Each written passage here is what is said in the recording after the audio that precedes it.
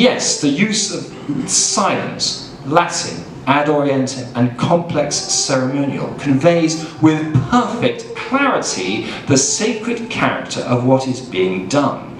It does, moreover, not as a self-conscious messenger, but as a witness. We know that what is going on is sacred in character because we can see that those involved regard the liturgy as something which merits the use of a sacred language, complex ceremonial, and silence, and regarded as something which, because it is directed at God, should be done facing east, the direction in which everyone else is facing and from which we expect Christ to return in glory. I know here the Irish referendum was just recently, I think 2018, and a lot of the canvassers, the instructions they had was, don't mention God when you go and visit people in their homes, and let's keep God out of this debate and just have the referendum.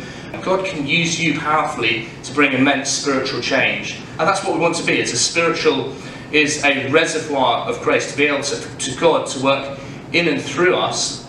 Throughout salvation history, God's used 40 days as a 40-day time period for immense spiritual change, to publicly pray for an end to abortion.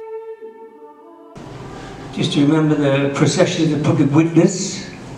I don't know whether it's Galway, one of the most liberal places in Ireland, I'm not sure, but just to bring Our Lady in the power of prayer onto the street like the 40 days. I think that processions, that we've organised various processions in England, which are very similar to what you do.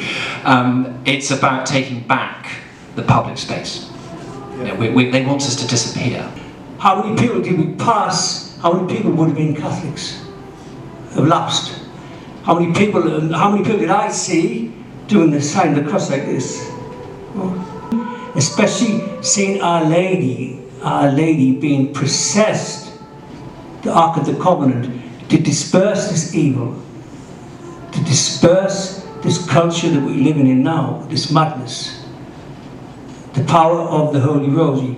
This is why the friars were involved in the 40 Days for Life, which was a great attraction. This capacity to bring Our Lady onto the street, to pray the Holy Rosary numbers of times outside these centres of crucifixion.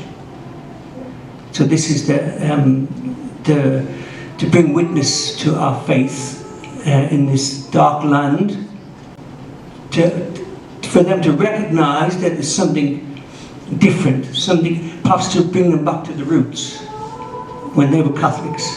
Perhaps some people now are reflecting, seeing the procession. It's beautiful now, just to be with Our Lady and to walk alongside her is something quite beautiful. People need tradition, they seek it out, and given half a chance, they build it back into their lives. If I had said this, if I was giving this talk in the 1970s, you might have thought, it is the young people who are rejecting tradition. They are never going to go back to it. But it isn't the 1970s anymore. It is pretty obvious today that the great anti-traditional experiment in society and in the church was a failure.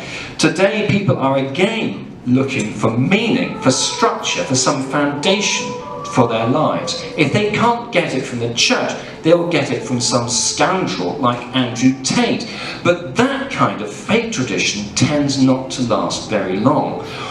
What we are building, however slowly, is a community characterised by genuinely useful traditions, sanctioned by the wisdom of the Church, which will be a visible reminder of what can be done and serve as a beacon for others to follow.